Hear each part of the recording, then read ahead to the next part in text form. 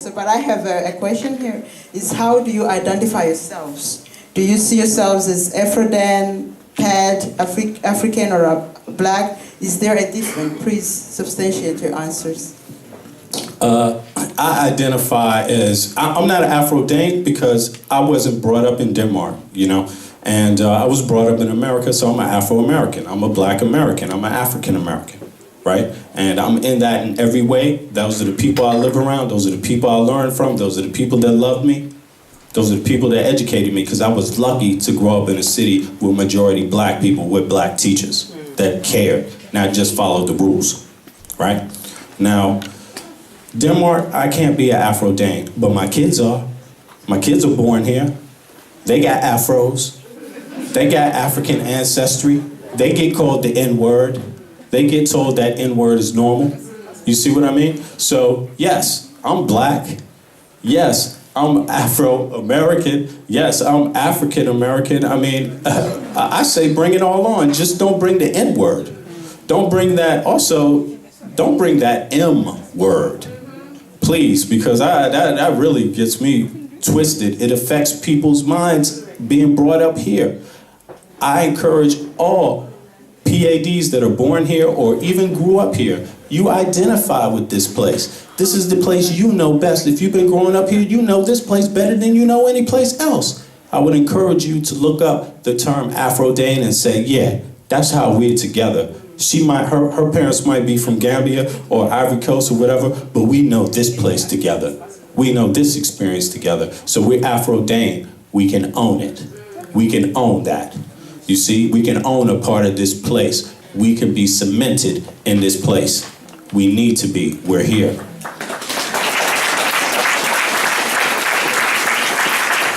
Yeah, I agree 100%. One thing, I was talking about it yesterday at another panel. One thing we need to know about identity is that there are two perspectives. I mean, one perspective is how you perceive yourself. The other one is how others perceive you.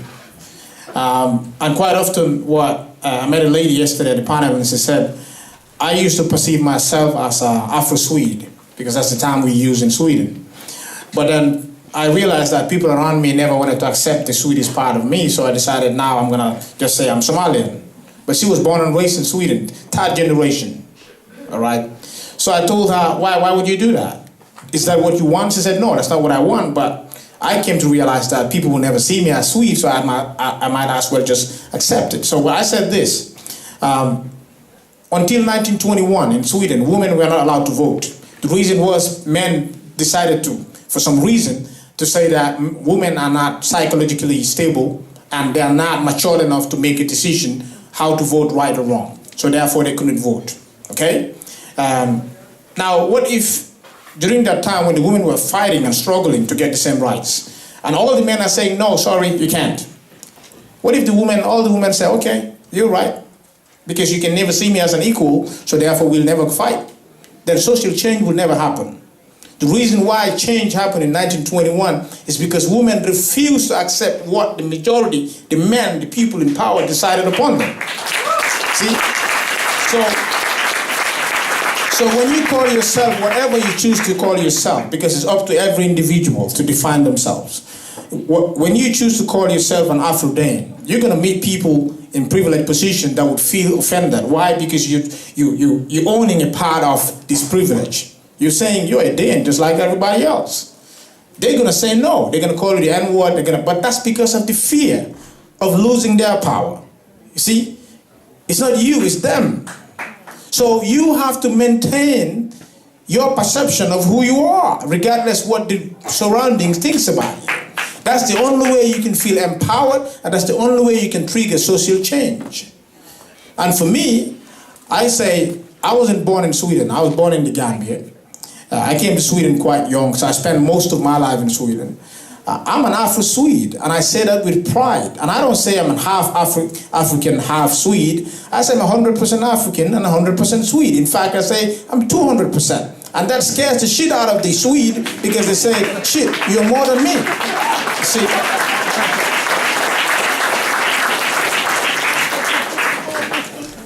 For your first question about freedom of speech, I want to say that Danish people are intolerant.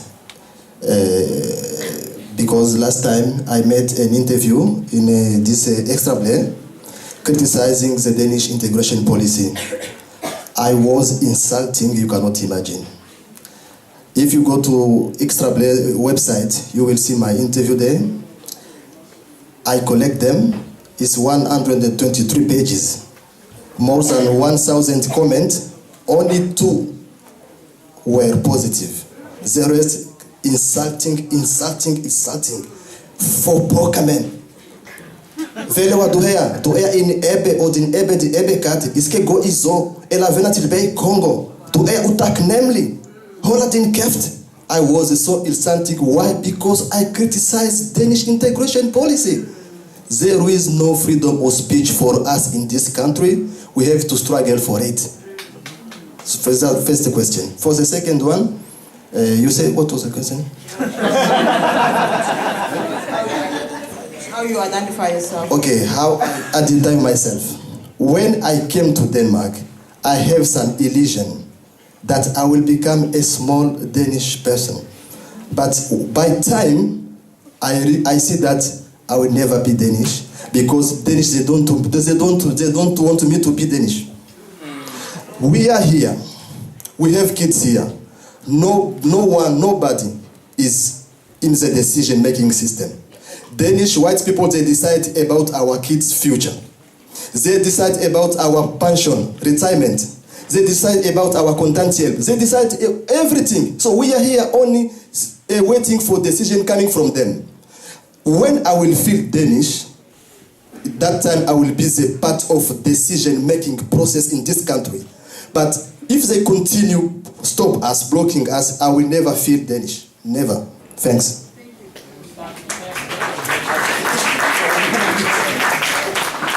Yeah, I would like to say something. While Malcolm was saying something with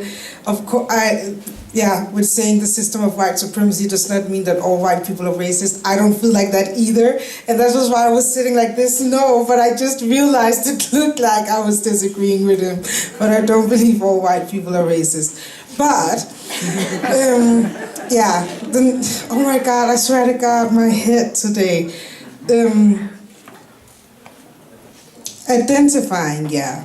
No, it was because there were 2, and the other one was before. You can choose which one you want to answer. Okay, well, I identify myself as black, and I do that because I feel like there is no doubt about me being Danish. I just feel like the narrative about like this whole thing with dansker and immigrants is just like a white supremacist code of saying the colored and the whites, because there's no doubts that we are all Danish. We are born in Denmark. I speak fluently Danish, and I have been here all my life. So I just identify as black. And with the freedom of speech, of course, I feel like right now we're living in a time where freedom of speech is very often being used as a white supremacist code to insult people of color, because that's just how I see it. It's not being used to be critical of all these institutions who are fucking up in Denmark, but instead pointing the fingers at the victims, and that's just idiotic.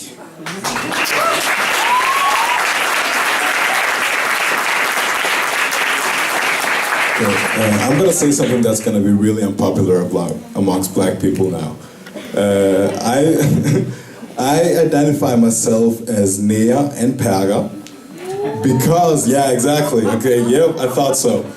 And the thing is, a couple of us, some guys I grew up with, found out a couple of years ago that invandrer is a derogative word. It's the person who is shitted on by the Danish society.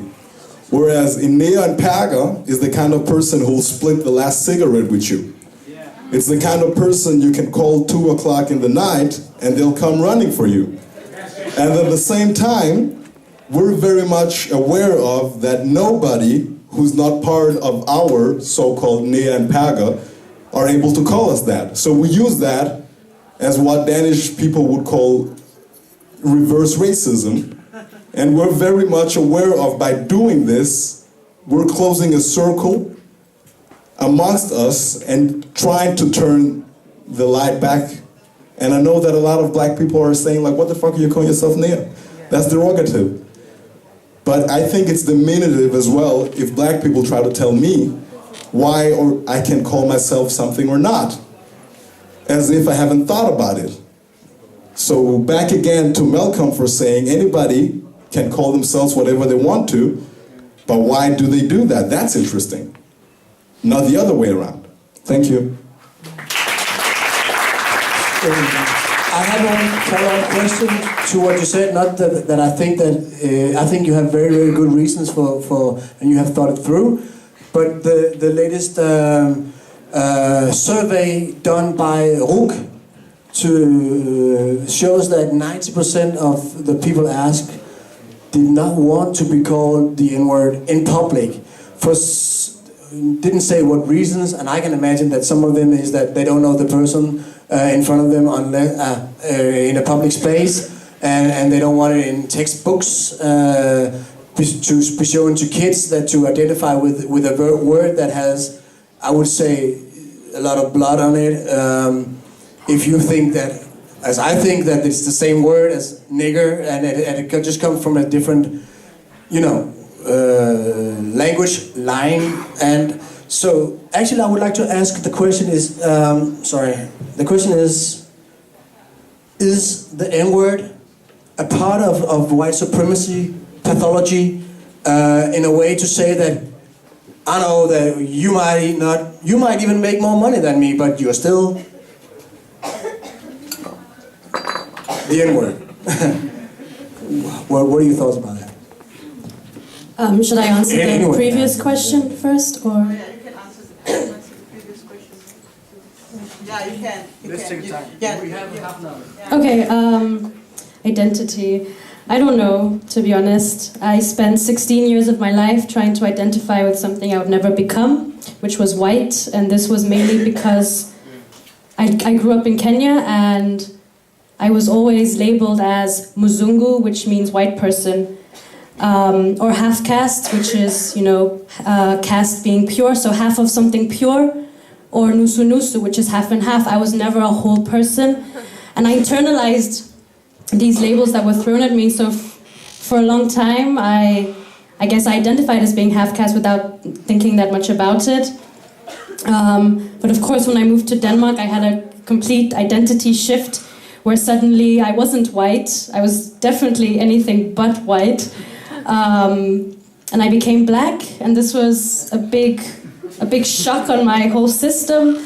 And I guess this is where this whole, that's when I started the whole process of decolonizing my mind and deconstructing all my desires and why I would speak in a certain way. And I started trying to figure out, the power structures within my parents' interracial relationship, and why were European ideals centralized in my upbringing, and why did I have this desire to be white? But it was just because my mother's position as a person of color or a black woman was completely oppressed. And even though both my parents were uneducated, I still chose to believe what my father said just because he was white. He had that power over my upbringing, and it's only now, at the fucking age of 20, that I can see these patterns. And so what do I identify as? I'm mixed race, I'm one whole person, I'm not a fucking half caste.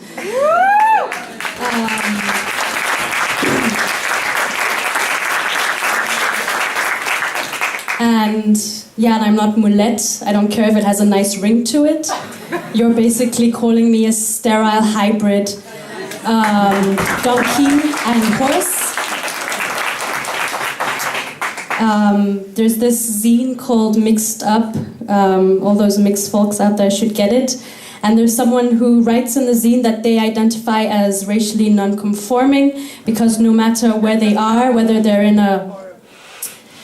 a group of people that are mainly black, they will never be fully accepted. And even when they're in a place where the majority of people are white, they will never be fully accepted. They're always not fully part of the system, and I'm really tired of that. And it's funny because when you mix yellow and blue, for example, you don't call this new color half blue, half yellow, you call this green. So why aren't we our own race, you know? Why are we half of something, two halves of something? And yeah, anyways, here you go.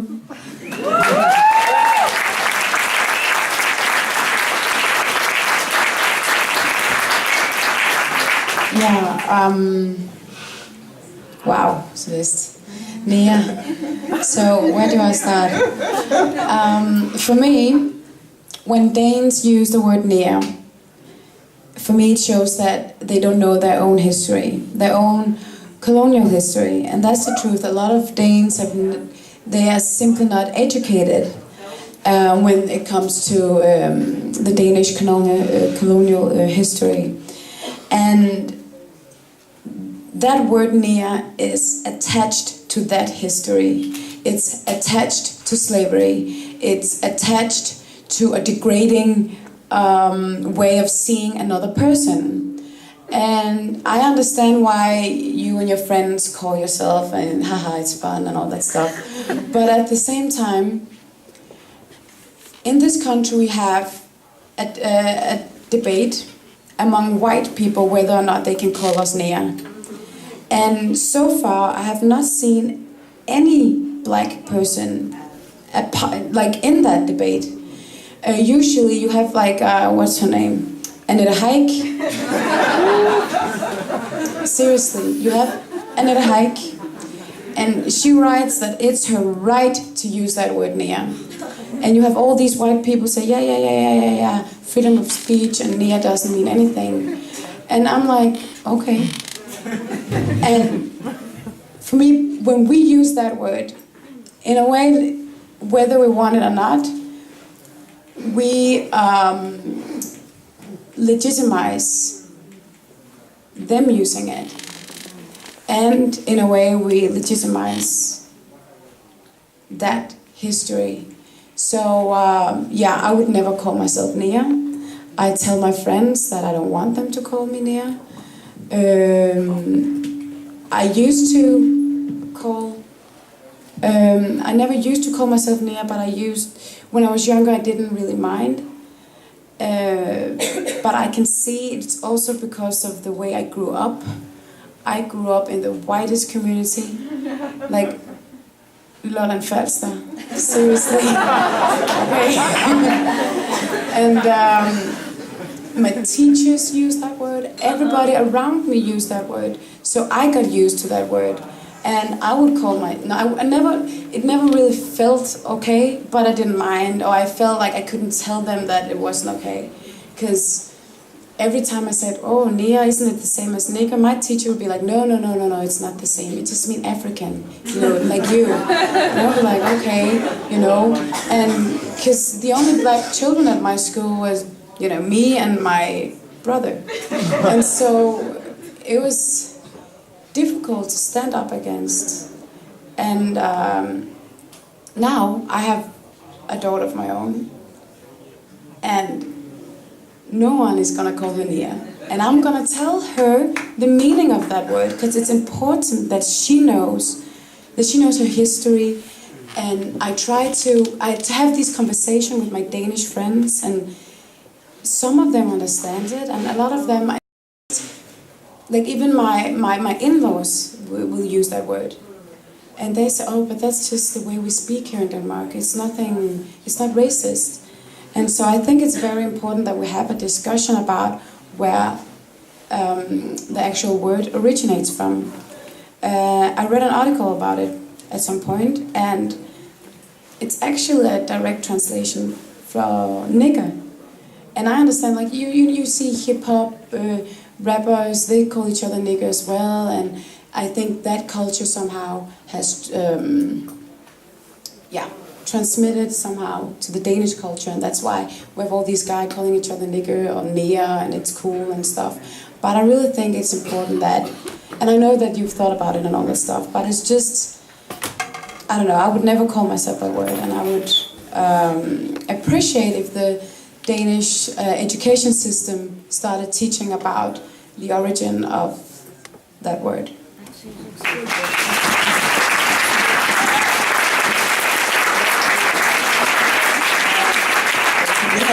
We have three minutes. Yeah, I just want to say something about that. I think it's great that you brought up this thing about where a lot of younger African or PADs living in Denmark get this word from. And what I try to tell people is that you have to understand African Americans have been oppressed.